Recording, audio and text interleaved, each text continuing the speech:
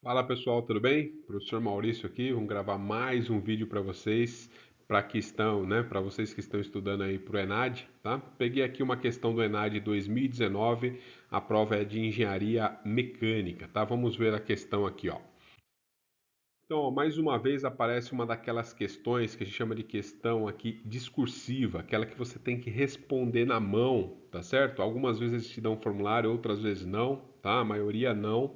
E você tem que resolver sem calculadora, né? Não tem nenhuma alternativa para dar um chute, alguma coisa do tipo, tá? Então é uma questão normalmente que vale mais ponto, tá bom? Então dá uma lida aqui nessa questão, é a questão 4 de 2019. Então ele fala assim, ó, nos projetos mecânicos há a necessidade do conhecimento das tensões mais críticas dos sistemas para que os mesmos sejam dimensionados adequadamente, principalmente os elementos de fixação como um parafuso. Né? No sistema mostrado na figura, uma força de 90 newtons é aplicada ao parafuso de aço com 20 milímetros de diâmetro e as tensões de cisalhamento devido à força cortante são negligenciadas, né? Então eu vou até destacar isso aqui e discutir com vocês. Então, quando você aplica essa força aqui, turma, ó, com essa chave, né? Você está girando. A primeira coisa que eu acho que vocês conseguem ver de maneira intuitiva é um torque, né? Você vai tentar girar esse parafuso, então isso provoca um torque. Tá? Mas como você está aplicando essa força para baixo, além dessa força, né, desse torque, você vai provocar um momento fletor, a ponta do parafuso indo para baixo. Tá? Quem provoca o momento fletor é essa força vertical, que nada mais é do que uma força cortante também. Né? Então, quando você tem momento fletor junto com força cortante, pode ser que vocês tenham que calcular tensão de cisalhamento devido a essa força cortante, né, na presença do momento fletor. Então, ele está pedindo para a gente desprezar, né, o cisalhamento provocado pela força cortante, ou seja, vou pegar só o cisalhamento provocado pelo torque, tá bom? Então isso é importante, senão seria uma continha a mais que eu teria que fazer aqui. Vamos aqui continuar lendo a questão. Ele fala assim, ó, considerando o momento de inércia de uma seção circular, né? Então ele dá aqui πd a quarta sobre 64. O momento de inércia polar, πd a quarta sobre 32. A tensão normal na flexão, momento vezes uma cota C dividido pelo I, momento de inércia. A tensão de cisalhamento devido à torção, né? Aqui, ó, turma, tem um probleminha, né? Não sei se foi de digitação ou uma desconfiguração da notação simbólica, né? Porque isso aqui não é T. T para a gente é torque, né? O torque está aqui, ó. Isso aqui é tensão de cisalhamento. Normalmente o símbolo é tal, tá certo? Então eu vou chamar até aqui as equações, ó. A gente tem a tensão normal sigma, momento fletor, vezes a cota C, que em muitos livros aparece como uma cota Y, tá? Tanto faz, seria a cota do CG da peça até o topo ou do CG até a base, né? Então, basicamente, vai até o ponto que o exercício te pediu, tá? E a tensão de cisalhamento, o símbolo é tal, né? Ao invés desse T, é torque vezes uma distância que a gente chama de R, de raio, ou em algumas literaturas aparece o Rho, um símbolo grego aí, né? A letra grega Rho. Veja que ele até tentou aparecer um P aqui, tá certo? Então tudo indica que houve uma desconfiguração aí da notação simbólica, né? Então aqui era para aparecer Rho e aqui era para aparecer um tal, tá? Talvez por esse motivo, né? Se vocês olharem lá nesse ENAD, olhar nas respostas que tem lá disponibilizadas, eles vão falar que essa questão foi cancelada. Né? Então acredito que ela tenha sido cancelada por conta dessa nomenclatura aqui, ó, né?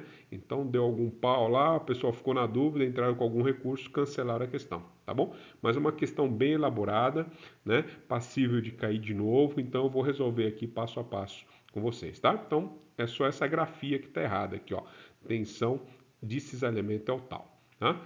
Ele fala aqui o que, que é cada coisa, né? O D é o diâmetro, o M é o momento fletor, o T é o torque, né? O C é a distância da linha neutra ao ponto de análise, o que seria o ρ para ele é a distância do centroide da seção ao ponto de análise. Ele pede também para a gente adotar o π igual a 3, né? E faça o que se pede nos itens a seguir. No item A, determinar as tensões de flexão e de cisalhamento no ponto A, que é esse ponto que está aqui na parte de cima do parafuso, e determinar as tensões de flexão e de cisalhamento no ponto B, que é esse ponto que está aqui na lateral. Tá bom? Então, só para a gente finalizar aqui o que ele deu para a gente, né? Para a gente levar para a próxima tela. Então, além das tensões, ele deu aqui as equações de momento de inércia, deu a equação do momento polar de inércia e destacou aqui para a gente, para facilitar a continha, já que a gente não tem calculadora lá, né?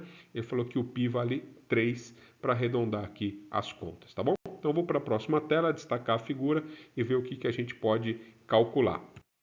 Então a gente tem aqui, eu já havia discutido, né, que essa força aqui, ó, né, vai provocar um torque no parafuso. Basicamente o torque é essa força vezes a distância até chegar no eixo do parafuso, tá? Então eu deixo destacado aqui, ó, 90 vezes 150 vai dar 13.500 Nm, esse é o torque, tá? Só que essa força joga a ponta para baixo e provoca um momento fletor. E aí eu vou calcular o momento fletor na seção que corta o ponto A e ponto B. Então, o que você vai fazer? Você vai imaginar essa força aqui, bem no começo do parafuso, e vai multiplicar pela distância até chegar lá naquela seção transversal, que é 50 milímetros, tá? Então, o momento fletor para você é 90 vezes 50, que dá 4.500 Nm, tá?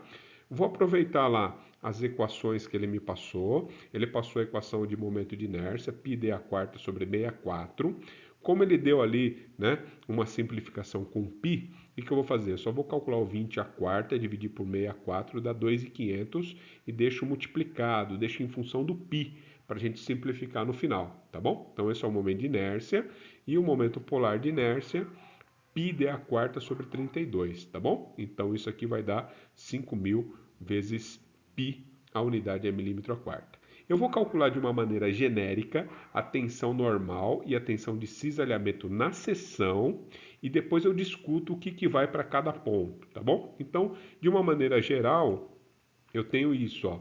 Momento fletor, 4.500, a cota C que ele está dando aqui, a gente pode chamar de cota Y, né? Veja que o diâmetro que ele deu é 20, então do CG até o topo, por exemplo, né? A gente tem só 10 milímetros, tá bom? 2.500 vezes π é o momento de inércia que a gente calculou. Ao calcular isso daqui, turma, vocês vão perceber que vai ficar 18 dividido por π. Como ele pediu para eu considerar o π igual a 3, então essa tensão normal dá aproximadamente 6 megapascal, tá bom?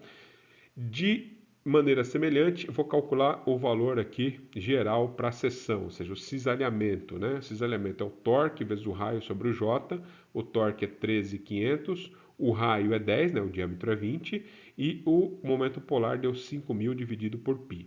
Fazendo essas continhas aqui, você vai ver que vai dar 27 dividido por π. Se você dividir aqui, vai dar aproximadamente 9, porque ele pediu para adotar esse π como 3, tá?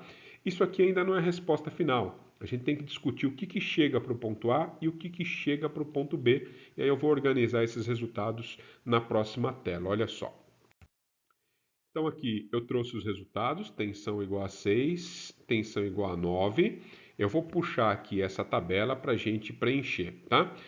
Para preencher essa tabela, eu vou pedir para vocês olharem aqui o desenho esquemático da seção transversal, CG está aqui, vou considerar o eixo X na horizontal, o Y na vertical, tá bom? E aí eu vou destacar com vocês o ponto A. O ponto A está aqui em cima, ó, o ponto A está aqui em cima.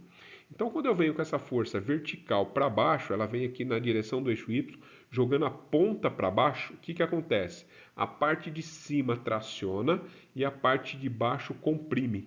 Então, no ponto A, vai aparecer uma tensão normal de tração igual a 6 megapascal, tá? E o torque ele distribui na seção transversal toda, tá? Então, o torque gera uma tensão igual a 9, né? De uma maneira genérica aí. Então, eu concluo que no ponto A, né, as tensões atuantes são 6 megapascal de tração, se ele pedir para falar se é tração ou compressão, é de tração, tá? E uma tensão de cisalhamento igual a 9. Já no ponto B, turma, o que acontece? A mesma carga aqui, ó, que está na vertical, está no Y, ela joga a ponta para baixo, traciona em cima e comprime embaixo. Mas o ponto B está em cima do eixo X, está alinhado com o CG. A gente fala que ele está em cima da linha neutra. Quando o ponto B está em cima da linha neutra, quanto vale a tensão normal dele? A tensão normal vale 0, tá bom? Então, aqui no ponto B, eu vou completar com vocês, eu vou ter que colocar 0, não é 6. 6 é no ponto A ou menos 6 no ponto lá embaixo, tá? Na linha neutra, a tensão normal é 0. Já a tensão de cisalhamento, ela distribui uniformemente aqui na seção, então é os mesmos 9 megapascal, tá? Então é importante aí, ó, no ponto A chega a tensão normal 6, cisalhamento 9, no ponto B não chega a tensão normal, porque está na linha neutra, e chega o mesmo cisalhamento igual a 9. Tudo bem, turma? Então essa era a questão proposta, né? A questão aí interessante para a gente resolver, clássica aí na área de resistência dos materiais, mecânica dos sólidos, tá? Mas infelizmente ela foi cancelada, talvez por conta daquela nomenclatura lá que eu falei que saiu errada, né? Então talvez algum erro de digitação. Tá bom, turma? Então esse aí foi o exercício, né, do ENAD 2019, questão discursiva aí para a gente resolver na mão. Qualquer dúvida, entre em contato aí, por favor, tá bom? Até a próxima e boa sorte para vocês. Até mais.